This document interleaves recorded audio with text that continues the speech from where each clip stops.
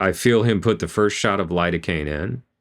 It's a little bit more painful shot than usual, and it spreads a huge sting across your body for a couple of seconds. And then a woman says to me, "You can eat now." I was like, okay. And I just kept my eyes shut for about another 10 minutes. And I turned to the right, and Kara's in my room with me. And I said, "Did that woman say that in this room?" And Kara said, "Yeah." So after that first lidocaine shot, I don't remember a thing about the bone marrow biopsy. I didn't have any significant pain after the bone marrow biopsy, and I was back in my room. Didn't have to apply pressure or anything like that. I had no bleed. And by the way, during the kidney biopsy, where they were so worried about a bleed risk, I bled 10 milliliters, which is not even a teaspoon. I had almost no bleed. It was a pretty much perfect kidney biopsy. But for the bone marrow biopsy, I don't remember anything. And I'm saying, yes, I'm finally going to get out of this hospital Monday. Getting out this afternoon, hopefully. Please let me get out of this hospital. And Dr. Abello comes in at about 2 o'clock in the afternoon. And he says, "Sorry, man, you're not leaving today. You have to wait till tomorrow." There was some kind of issue where they couldn't get me discharged properly in time. I don't remember what it was, but I'm pretty sure it was insurance or bureaucracy. Maybe something to do with my dialysis chair, even though I had a dialysis chair secured on Friday. Something went wrong that caused me to have to stay in the hospital through Tuesday. And I told him, I said, as long as I make my 2 p.m. appointment on Tuesday with Dr. Igid, we're fine. That means I can be out of here at the latest 1:30 and still make it over to Summerlin to Dr. Igid's office on time. But my goal was to be able to go home first, take a shower. You know, taking a shower is always fun. And change clothes. And feel like I went home and saw my house for a second. But I said, Tuesday at 1:30 p.m., I have to be out of this hospital. No matter what. But I'm venting pretty hard at Dr. Abello about the fact that I can't believe I'm not going home on Monday. And I told him in the middle of this venting, and this is the thing. I really want to be talking to you about the bone marrow biopsy because I know you want to know about that. He said, yeah, I really do. Because he had watched one before and he thought it looked like it was incredibly painful what the person went through. And I told him after the venting how it went, and he was really surprised. But during the venting, he said something that hit me really hard in a good way, which was all the procedures that I had done. He said it was a miracle that I got them on the timelines that I did. I was like, oh, miracle. Okay, now that's Yahweh again. And I immediately put everything into perspective. Now I'll talk a little bit about prayer and how a lot of people were praying for me and probably are still praying for me. But before this whole thing started, I had a locked-in prayer that no matter what was going on with me, I was going to be fine. That the outcome was already ordained, that I was going to be fine. And a lot of prayers that people had were talking about different things. But in my case, it was all just about no matter what it was, I was going to come through it.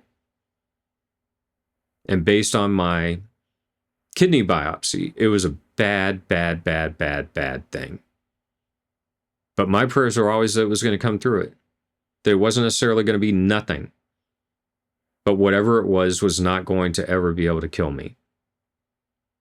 On maybe the Wednesday or Thursday, I can't remember when it was, I had a dream where I hear a voice.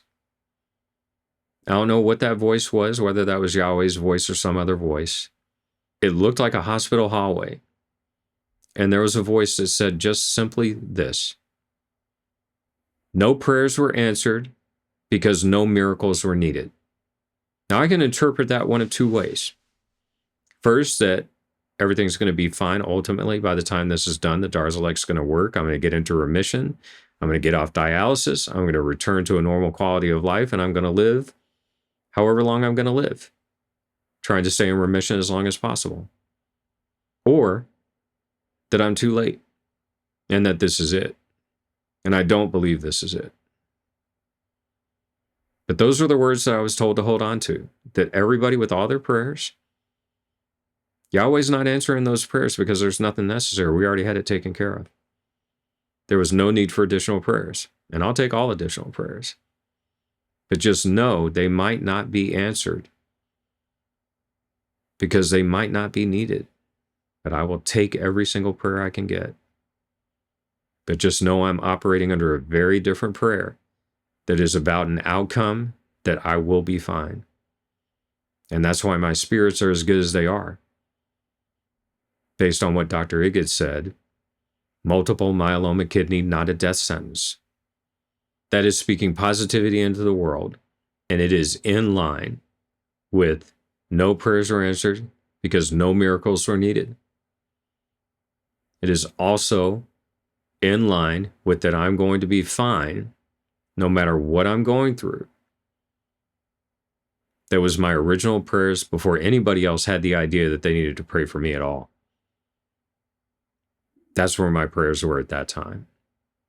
And those prayers are definitely still active and have not changed. Again, I'll take all prayers I can get, but just know they may not be answered because the prayer was answered before I ever went into the hospital. So Monday night, I had to stay in the hospital again. And around 1 a.m., they come and get me for dialysis. I'm not going to start at DaVita, North Las Vegas, on that Tuesday where I had just gotten my chair. I'm going to do it in the hospital. And after my dialysis is done, I will be able to go home. That's what I've been told. About an hour into dialysis, something went wrong. They didn't tell me what because I was sleeping during the dialysis. And they wheeled me back down to my room and said they were going to try again around 5:30 or 6. So now we're going to start to push it because I've only done about an hour of dialysis. But they take me back to dialysis and everything goes off without a hitch. And I meet with Dr. Mervyn Dureski one last time, who sees that I'm about to get discharged. He tries to be a little bit more happy-go-lucky, whatever. But I don't want to talk to this guy. So it's a very brief conversation where he's just following up with me inside dialysis. He says, you're going to be discharged. So I get down to the room. It takes about an hour and a half, but they put the discharge in motion. I'm going to make my appointment at 2 p.m. And I'm also going to be able to get to go home first. I was released about 12:35, and we walked in the door at 12:53 p.m. My goal had been to be home by 1 p.m. I made it. Got to change, got to take a shower, and we made the appointment at Dr. Iggett's office. And that's my hospital stay. Thanks for joining me on my multiple myeloma journey. I'll see you again soon.